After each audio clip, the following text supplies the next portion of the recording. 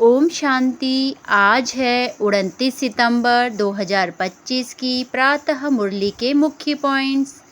बाबा ने कहा, मीठे बच्चे, अपने को आत्मा समझ मामेकम याद करो बस, और कुछ बात ही नहीं करनी चाहिए।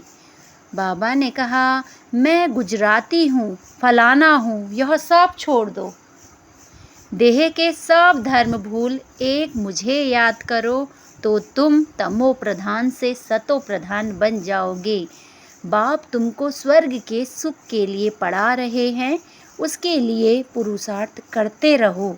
जो करेगा वह पाएगा। यह दुनिया अब खत्म होनी है, इसीलिए इस बेहद की दुनिया का संन्यास करना है। पवित्र बनने बिगर घर जा न सके। पवित्र बनने के लिए याद की यात्रा चाहिए। फिर रचना के आदि मध्य अंत को भी अच्छी रीति समझना है। पूरा समझने से ही ऊंच पद पाएंगे। तुम सबको संदेश देते रहो, जो तुम्हारे कुल का होगा वह आ जाएगा। परंतु ये सर्विस शेरनी शक्तियाँ ही कर सकती हैं। जिनका अभ्यास नहीं, उनको तो बात भी करनी नहीं आती, नहीं तो बीके का नाम बदनाम कर देंगे। अब सुनते हैं महावाक्यों को विस्तार से। बाबा ने कहा, मीठे बच्चे, बाप आए हैं तुम्हें ज्ञान का तीसरा नेत्र देने, जिससे तुम सृष्टि के आदि मध्य अंत को जानते हो। प्रश्न, शेरनी शक्तियाँ ही कौन सी बात हिम्मत के साथ समझा सकती है? उत्तर, दूसरे धर्म वालों को यह बात समझाना है कि बाप कहते हैं तुम अपने को आत्मा समझो, परमात्मा नहीं। आत्मा समझकर बाप को याद करो तो विकर्म विनाश होंगे और तुम मुक्ति धाम में चले जाएंगे। परमात्मा समझने से तुम्हारे विकर्म विनाश नहीं हो सकते। यह बात बहुत हिम्मत से शेरनी शक्तियाँ ही समझा सकती हैं। समझाने का भी अभ्यास चाहिए। गीत, नयनहीन को राह दिखाओ। ओम शांति। बच्चे अनुभव कर रहे हैं, रूहानी याद की यात्रा में कठिनाई देखने में आती है। भक्ति मार्ग में दर दर ठोकरें खानी पड़ती है। अनेक प्रकार के जप तप यज्ञ करते, शास्त्र आदि पढ़ते हैं, जिस कारण ही ब्रह्मा की रात कहा जाता है। आधा कल्प रात, आधा कल्प दिन। ब्रह्मा अकेला तो होगा नहीं ना। प्रजापति ब्रह्मा है तो जरूर उनके बच्चे कुमार कुमारियाँ भी होंगे, परंतु मनुष्य नहीं जानते हैं। बाप ही बच्चों को ज्ञान का तीसरा नेत्र देते हैं, जिससे तुमको सृष्टि के आदि मध्य अंत का ज्ञान मिला हुआ है। तुम कल्प पहले भी ब्राह्मण थे और देवता बने थे। जो बने थे फिर बनेंगे। आदि सनातन देवी देवता धर्म के तुम हो। तुम ही पूज्य और पुजारी बनते हो। अंग्रेजी में पूज्य को वर्शिपवर्दी और पुजारी को वर्शिपर कहा जाता है। भारत ही आधा कल्प पुजारी बनता है। आत्मा मानती है हम पूज्य थे, फिर हम ही पुजारी बने हैं। पूज्य से पुजारी, फिर पूज्य बनते हैं। बाप तो पूज्य पुजारी नहीं बनते। तुम कहेंगे हम पूज्य पावन सो देवी देवता थे, फिर 84 जन्मों के बाद कंप्लीट पतित पुजारी बन जाते हैं। अभी भारतवासी जो आदि सनातन देवी देवता धर्म वाले थे, उन्हों को अपने धर्म का कुछ भी पता नहीं है। तुम्हारी इन बातों को सब धर्म वाले नहीं समझेंगे। जो इस धर्म के कहाँ कन्वर्ट हो गए होंगे वही आएंगे। ऐसे कन्वर्ट तो बहुत हो गए हैं। बाप कहते हैं जो शिव और देवता के पुजारी हैं उनको सहज है। अन्य धर्म वाले माथा खपाएंगे। जो कन्वर्ट होगा उनको टच होगा और आकर समझने की कोशिश करेंगे, नहीं तो मानेंगे नहीं। आर्य समाजियों में भी बहुत आए हुए हैं, सिख लोग भी आए हुए हैं। आदि सनातन देवी देवता धर्म वाले जो कन्वर्ट हो गए हैं, उनको अपने धर्म में ज़रूर आना पड़ेगा। झाड़ में भी अलग अलग सेक्शन है, फिर आएंगे भी नंबरवार। टाल टालियाँ निकलती हैं वह पवित्र होने के कारण उन्हों का प्रभाव अच्छा निकलता है। इस समय देवी देवता धर्म का फाउंडेशन है, नहीं तो जो फिर लगाना पड़ता है। बहन भाई तो बनाना ही पड़े। हम एक बाप के बच्चे, सब आत्माएं भाई भाई हैं, फिर भाई बहन बनते हैं। अब जैसे कि नई सृष्टि की स्थापना हो रही है, पहले पहले हैं ब्राह्मण। नई सृष्टि की स्थापना में प्रजापति ब्रह्मा तो जरूर चाहिए। ब्रह्मा द्वारा ब्राह्मण होंगे। इनको रुद्र ज्ञान यज्ञ भी कहा जाता है। इसमें ब्राह्मण जरूर चाहिए। प्रजापति ब्रह्मा की औलाद जरूर चाहिए। वह है ग्रेट ग्रेट ग्रैंडफादर। ब्राह्मण है पहले नंबर में चोटी वाले। आदम बीबी एडम ईव को मानते हैं। इस समय तुम पुजारी से पूज्य बन रहे हो। तुम्हारा सबसे अच्छा यादगार मंदिर देलवाड़ा मंदिर है। नीचे तपस्या में बैठे हैं, ऊपर में राजा ई और यहाँ तुम चैतन्य में बैठे हो। यह मंदिर खलास हो जाएंगे, फिर भक्ति मार्ग में बनेंगे। तुम जानते हो अभी हम राजयोग सीख रहे हैं, फिर नई दुनिया में जाएंगे। वह जड़ मंदिर, तुम चैतन्य में बैठे हो। मुख्य मंदिर यह ठीक बना हुआ है।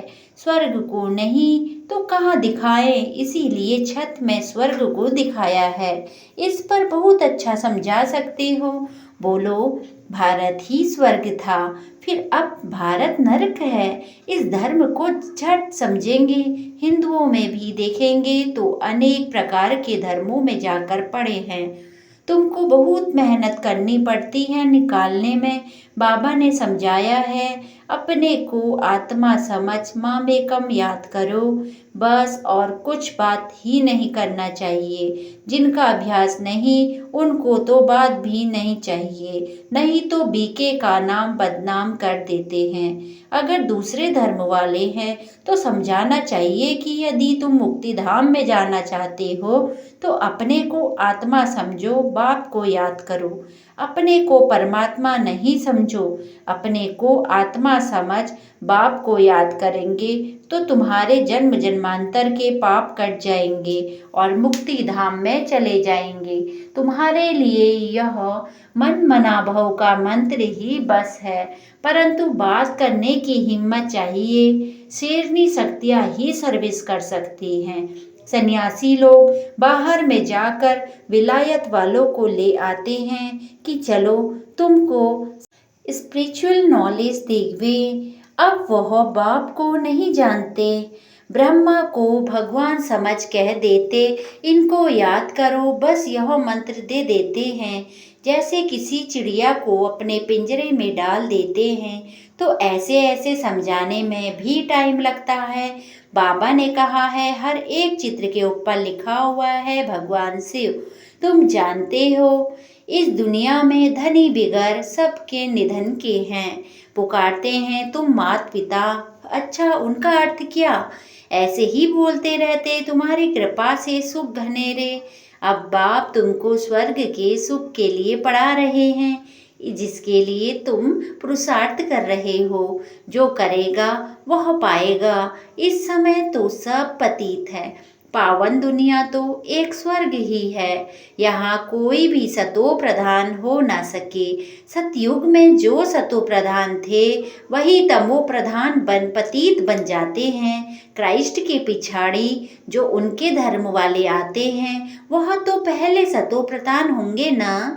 जब लाखों की अंदाज में होते हो तब लश्कर तैयार होता है लड़कर बादशाही लेने। उनको सुख भी कम तो दुख भी कम। तुम्हारे जैसा सुख तो किसी को मिल ना सके। तुम अभी तैयार हो रहे हो सुखधाम में आने के लिए। बाकी सब धर्म कोई स्वर्ग में थोड़े ही आते हैं। भारत जब स्वर्ग था तो उन जैसा पावन खंड होता नहीं। जब बाप आते हैं तब ही ईश्वरी राज्य की स्थापन होता है। वहाँ लड़ाई आदि की बात नहीं। लड़ना झगड़ना तो बहुत पीछे शुरू होता है। भारतवासी इतना नहीं लड़े हैं, थोड़े आपस में लड़कर अलग हो गए हैं।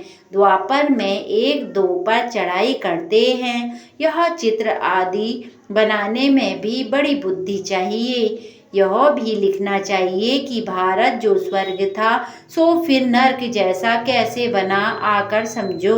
भारत सद्गति में था, अब दुर्गति में है। अब सद्गति को पाने के लिए बाप ही नॉलेज देते हैं। मनुष्यों में यह रूहानी नॉलेज होती नहीं, यह होती है परमपिता परमात्मा में। बाप यह नॉलेज देते हैं आत्माओं को, बाकी तो सब मनुष्यों को ही देते हैं। शास्त्र भी मनुष्यों ने लिखे हैं, मनुष्यों ने पढ़े हैं। यहाँ तो तुम्हें रूहानी बाप पढ़ाते हैं और रूह पढ़ती है। पढ़ने वाली तो आत्मा है ना, वह लिखने और पढ़ने वाले मनुष्य ही हैं। परमात्मा को तो शास्त्र आदि पढ़ने की दरकार नहीं। बाप कहते हैं इन शास्त्रों आदि से किसी की भी सद्गति नहीं हो सकती। मुझे ही आकर सबको वापस ले जाना है। सतयुग में जब इन लक्ष्मी नारायण का राज्य था तो वहाँ 9 लाख होते हैं। बहुत छोटा झाड़ होगा। फिर विचार करो इतनी सब आत्माएं कहाँ गई? ब्रह्मा में व पानी में तो नहीं लीन हो गई। वह सब मुक्ति धाम में रहती हैं। हर एक आत्मा अविनाशी है, उसमें अविनाशी पार्ट नूंधा हुआ है जो कभी मिट नहीं सकता। आत्मा विनाश हो न सके, आत्मा तो बिंदी है। बाकी निर्वाण आदि में कोई भी जाता नहीं, सबको पार्ट बजाना ही है। जब सब आत्माएं आ जाती हैं तब मैं आकर सबको ले जाता हूँ। पिछाड़ी में ही बाप का पाठ, नई दुनिया की स्थापना, फिर पुरानी दुनिया का विनाश। यह भी ड्रामा में नूद है।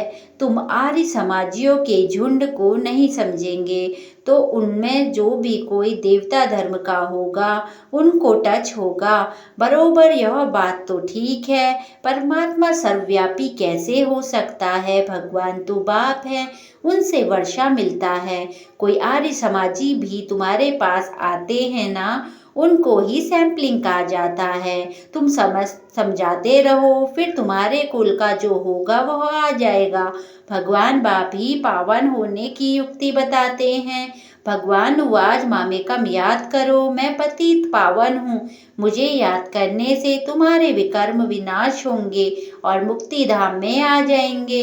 यह पैगाम सब धर्म वालों के लिए है। बोलो बाप कहते हैं देह के सब धर्म छोड़ मुझे याद करो तो तुम तमो प्रधान से सतो प्रधान बनते जाएंगे। मैं गुजराती हूँ, फलाना हूँ, यह सब छोड़ो। अपने को आत्मा समझो और बाप को याद करो। यह है योग अग्नि, संभाल कर कदम उठाना है। सब नहीं समझेंगे। बाप कहते हैं पतित पावन मैं ही हूँ, तुम सब हो पतित निर्वाण धाम में भी पावन होने बिगर आ नहीं सके। रचना के आदि मध्य अंत को भी समझना है। पूरा समझने से ही ऊंच पद पाएंगे। थोड़ी भक्ति की होगी तो थोड़ा ज्ञान समझेंगे, बहुत भक्ति की होगी तो बहुत ज्ञान उठाएंगे।